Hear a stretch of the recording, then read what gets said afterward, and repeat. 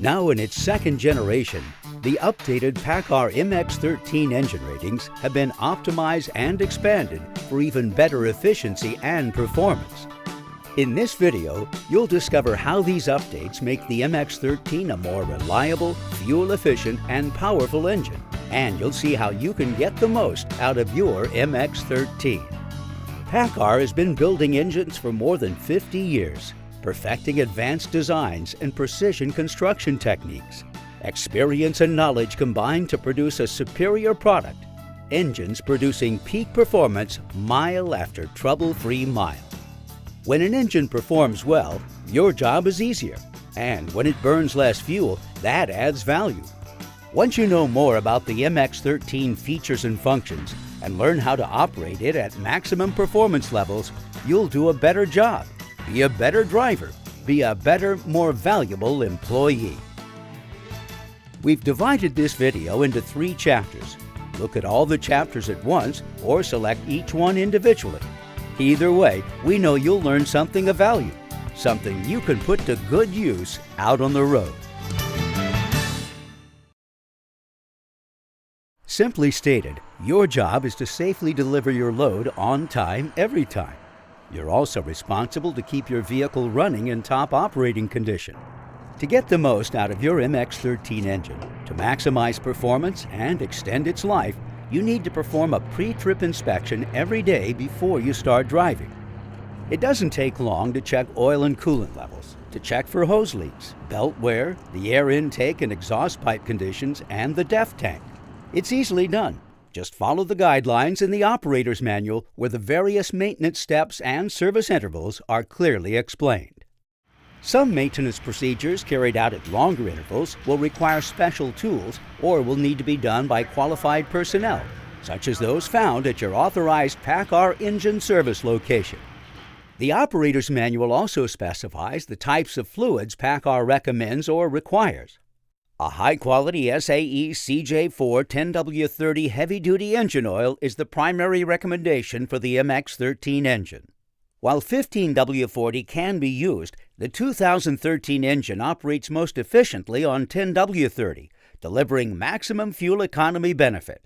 However, durability and engine longevity will be unaffected regardless of oil weight used. Your owner's manual contains more information about oil specifications. A heavy-duty extended life coolant that meets ASTM D6210 chemical composition specifications must be used. Ultra-low sulfur diesel fuel with a cetane number no lower than 45 must be used to meet emissions regulations and to prevent damage to the engine and exhaust system.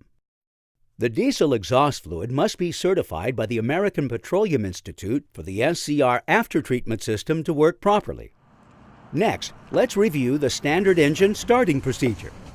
First, set the parking brake, and manual, automated, and automatic transmission should be placed in neutral. With the accelerator pedal in the idle position, turn the key to start position and wait a few seconds for the engine to run through its electrical checks. The check engine, stop engine, diesel particulate filter status, and high exhaust temperature warning lamps will briefly light to let you know they're working. If the engine doesn't start after 10 seconds, release the key, wait 10 seconds, and try again. To protect the starter from overheating, never run it for more than 30 seconds at a time. Once the engine starts, let it idle until the oil pressure gauge warning lamp goes out and the gauge shows minimum pressure or more. That should happen within 15 seconds. If it doesn't, shut down the engine and notify service personnel. At this point, you're good to go. While engine fuel economy usually improves significantly with miles, there is no break-in period or procedure with the MX-13. Also, no special warm-up steps need to be taken, unless you're in cold weather conditions. In this case, the start procedure is the same, but you should increase your speed slowly to allow engine lubrication and oil pressure to stabilize. Likewise, when warming a cold engine at idle, do so at a fast idle. To maximize engine life, the recommended procedure is to first let the engine cool down by idling it at 1,000 RPM for 4 minutes. Then run it at low idle for another 30 seconds before shutting it down. Once parked, do not disconnect the batteries immediately. You need to wait a couple of minutes for the SCR system to purge before cutting the battery power. You'll hear the DEF pump as it purges the lines. If your truck is registered in California or another state that's adopted California's idling reduction regulations, it's either equipped with a special decal on the left side of the truck allowing extended idle, or it's equipped with an automatic engine shutdown system. This system is described in detail in your engine and after-treatment operator's manuals. Let's take a close look at some of the controls, gauges, and warning lamps that monitor MX-13 engine maintenance and performance. There's a DEF gauge, a regeneration switch, and diesel particulate filter and high exhaust system temperature warning lamps. They relate to the 2013 emission system and provide important information regarding safe and efficient operating procedures. Their use and functions are explained in the operator's manual, and we'll discuss them in greater detail in the 2013 emissions chapter. The cruise control switches are similar to those found in automobiles. One controls the on or off. The other is for set, resume, and coast functions. Cruise control can improve fuel economy by precisely monitoring the amount of fuel needed to maintain a set speed, so it should be used whenever possible. However, it should not be used in slippery conditions, in congested areas, on winding roads, or where braking will be necessary. Note that the cruise control can be left on while driving downhill if the engine brake is on. Engine speed will then be limited and fuel savings improve. The compression brake has two switches, one to turn the compression brake on or off, and next to it a 3-position switch that controls the amount of braking applied. The high position allows 100% braking, the medium position reduces braking to 66%, and the low position reduces compression braking to 33%. For example, when driving on dry and relatively flat surfaces, when maximum compression braking is not required, select the low or medium setting. When driving conditions require maximum engine braking, select the high position. The MX-13 engine brake has been improved to operate better at lower engine speeds, but will provide more power at higher engine speeds. The MX-13 engine brake does an excellent job slowing the vehicle. It's very quiet and responsive to the settings, but it's not intended to act as the primary brake for the vehicle. There are times when the service brakes must be used as well, in an emergency situation, and when bringing the vehicle to a complete stop, for example. Also, the engine brake should not be used when driving bobtail or on road surfaces with poor traction or in localities where engine brakes are not allowed. All of these devices are described in detail in your manuals. Reading these manuals is required for proper engine and vehicle operation. And remember, PACCAR is always there to support you. If your engine needs shop maintenance or service, there's a Kenworth dealer ready to help. They're easy to find. Just make a free 1-800 call to the PACCAR Customer Call Center anytime, any day of the week. All vehicles meeting the 2013 EPA engine emission requirements are required to have onboard diagnostics to monitor the performance and functionality of emission-related devices, both on the engine and in the after-treatment components. This OBD system also protects against emissions tampering and allows emissions testing without exhaust gas analysis. The brains of the OBD system lie within the engine control unit, which uses monitors to detect misfires, open circuits, and system and emissions performance. If a monitor detects abnormal system operation, the malfunction indicator light will appear. This light represents OBD faults only and indicates that an emission service is necessary. The OBD lamp does not directly cause engine derates, but it can appear in conjunction with the check engine light and/or the engine stop lamp. The check engine light can also appear by itself or in conjunction with the engine stop lamp. It indicates that an engine system problem has occurred and you should seek service as soon as possible. In many cases, such as with diesel particulate filter regeneration, an ignored check engine light can eventually progress into a stop engine lamp. The stop engine lamp indicates that a serious engine system problem exists and should be considered an emergency. In this case, you should stop the vehicle as safely as possible and turn off the engine. All MX-13 engines are equipped with an exhaust aftertreatment system that includes a diesel particulate filter and a selective catalytic reducer. Soot generated by the engine is removed from the exhaust stream by the diesel particulate filter. To continue operating at peak performance, the aftertreatment system cleans or regenerates the diesel particulate filter to maintain optimal exhaust flow. Regeneration occurs automatically at higher exhaust temperature, so nothing is required by the drivers. As a precaution to pedestrians and service personnel, regeneration will pause at speeds below 5 miles an hour, and a high exhaust system temperature lamp will illuminate, indicating that the system is still very hot. Regeneration will resume when the vehicle has reached speeds above 5 miles an hour. This is designed as a safety device, and the light will reset itself automatically when temperatures decrease or speed increases. Both the passive and active regenerations primarily occur in the background without your involvement. However, there are situations when you will need to interact with the system. If you're operating near flammable vapors, dry grass, or other unsuitable conditions, the elevated exhaust temperatures produced by regeneration should be avoided by using the stop position on the regeneration switch. All vehicles come equipped with a 3-position regeneration switch mounted on the dash. 3-position switches can be used to postpone a regeneration until conditions allow. Select the stop position when necessary by pushing the switch into the up position. Once the vehicle leaves the unsuitable conditions, return the switch to the center position, allowing the vehicle to perform the necessary regeneration. It's important to return the switch to the center position as soon as conditions permit. Failure to do so will result in particulate buildup in the filter, a forced stationary regeneration, and potential damage to the filter. Allowing this system to continually clean the filter will result in improved vehicle efficiency and uptime. However, light-duty drive cycles and low exhaust temperatures can prevent the system from regenerating on its own. If that happens, you will see progressive indications telling you what actions to take to protect the aftertreatment system. The DPF warning notifications escalate through 4 warning levels before entering a final limp mode. It's important to know and understand these notifications and warnings and how to avoid them. It could mean the difference between a simple change in driving style or a trip to the dealer.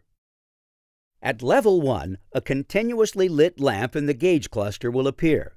At the second level, the lamp flashes once a second, reminding you that regeneration is needed. Driving conditions remain unsuitable for sufficient active and passive regeneration, and soot levels are continuing to rise. At the third level, the gauge warning lamp will flash once a second, and the check engine light will appear, indicating that the particulate filter is now full. This stage also initiates an engine derate, which can only be removed by pulling off the road and conducting a stationary regeneration. When the fourth level is reached, the stop engine lamp illuminates, indicating the soot level in the DPF is at full capacity. At this level, active and passive regeneration will not occur, and the vehicle will be limited to 5 miles per hour. You must stop the vehicle as soon and safely as possible and turn off the ignition. The truck will then need to be serviced to correct the problem. The DPF warning lamps, your response, and other critical information is described in detail in your after-treatment manual. Because issues of personal safety and potential damage to the vehicle are involved, it's important to read and understand these warnings, what they mean, and the actions you are required to take. At levels 1 through 3, a stationary regeneration will always return your vehicle to normal operating conditions. This regeneration will take 30 to 45 minutes and use up to 1/2 gallon of diesel, depending on the level of soot in the filter.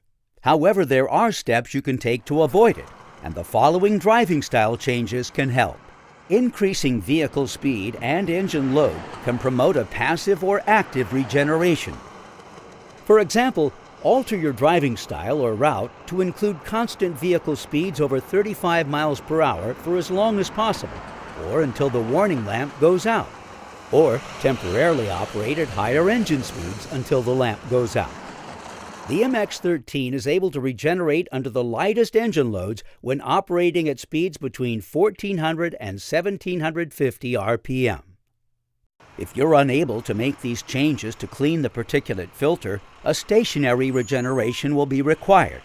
The vehicle should always be parked outside in a safe location where there are no combustible vapors, and at least 5 feet between the vehicle and any combustible materials.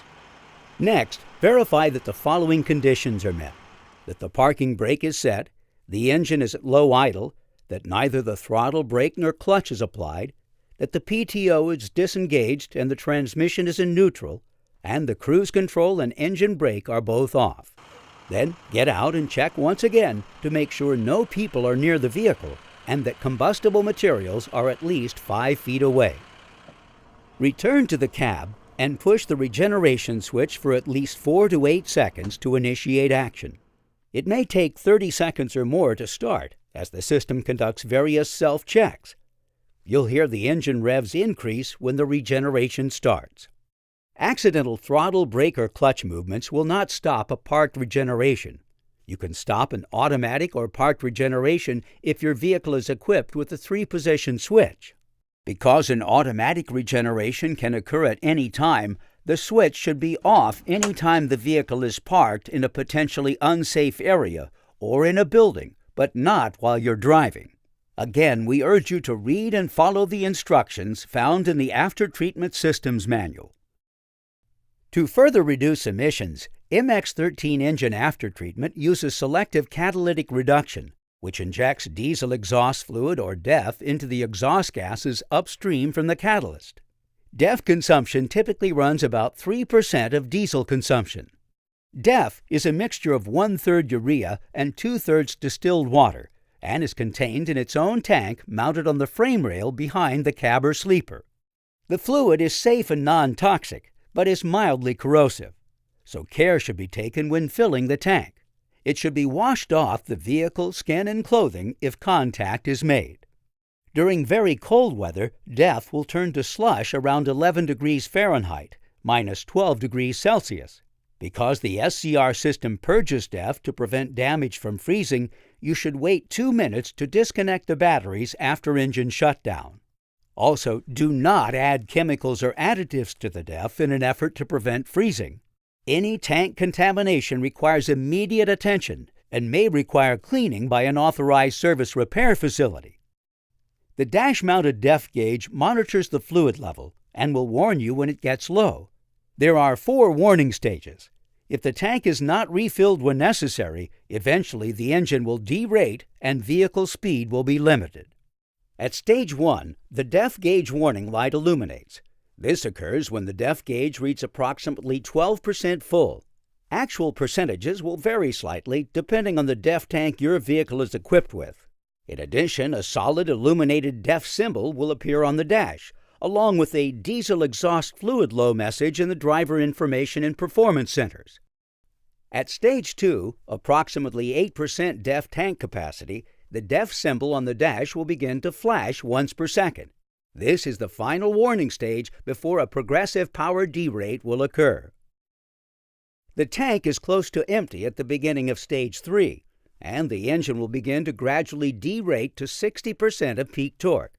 At the same time, the check engine lamp illuminates, and the Driver Performance Center displays a message signifying that a derate has been applied. At stage 4, if DEF is not replenished, the derate message in the gauge cluster will change from amber to red.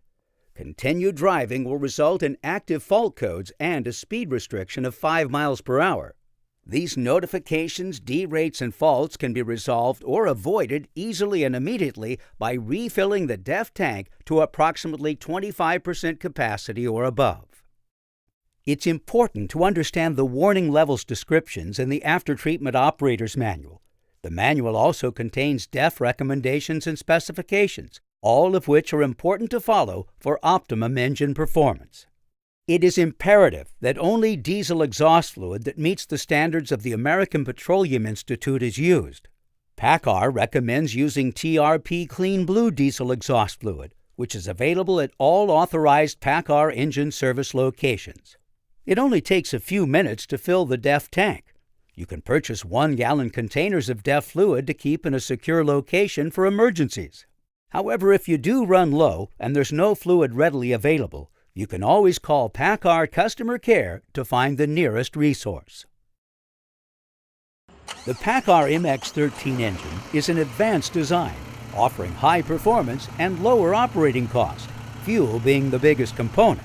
However, the driver and the equipment play a major role when it comes to reducing that expense.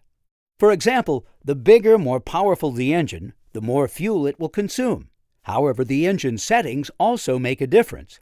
When your vehicle was spec'd, decisions were made to emphasize performance or fuel economy, or a blend of both. Identical engines set for vocational and highway applications will never get the same fuel mileage results. The shape of the vehicle also makes a difference. You would expect a tractor with aerodynamically designed hood, bumpers, side fairings, cab, and sleeper to be more fuel efficient than a conventional model. And of course, the size of the load you carry affect your mileage numbers as well.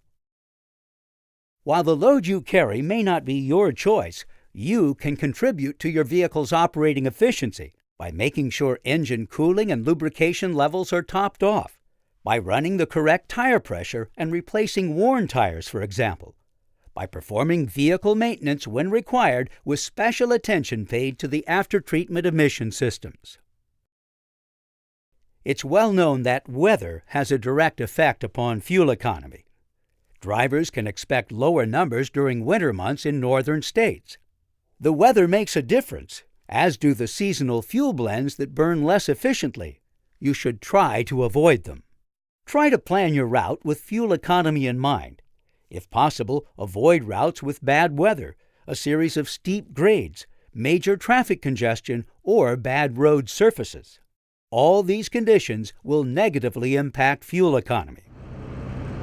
Many things will influence your mileage results, but the biggest impact is made by you when you're behind the wheel. How you start out and accelerate, how you shift and brake, what cruising speed you choose, and how well you anticipate and react to road and traffic conditions ahead. The key is to limit engine speed and to maintain a smooth, consistent driving style. When you start out, accelerate gradually, not with the pedal on the floor. As you go up through the gears, limit engine speed by upshifting at the lowest RPM needed to pull to the next gear. Try to avoid engine speeds above 1500 RPM and don't bump the governor. The MX-13 engine progressive shifting option will encourage you to shift before reaching the engine-governed speed, thereby reducing fuel consumption and wear and tear on the drivetrain. Over time, the amount of additional fuel you'll save adds up, especially for regional haulers. If your truck is equipped with an automated or automatic transmission, just put it in drive, and decisions when to shift for best fuel economy are made for you. Once on the road, watch your speed. Every mile per hour over 55 reduces fuel economy by 1/10 of a mile per gallon, which adds up at the end of the year. And watch your RPMs. Avoid cruising at speeds over 1400 RPM and stay in top gear as much as possible. The MX-13 gear down protection option limits truck speed 1 gear down, which encourages drivers to stay in the top gears, thereby using less fuel. The important thing is to keep your RPMs in the sweet spot, defined by the engine performance curves.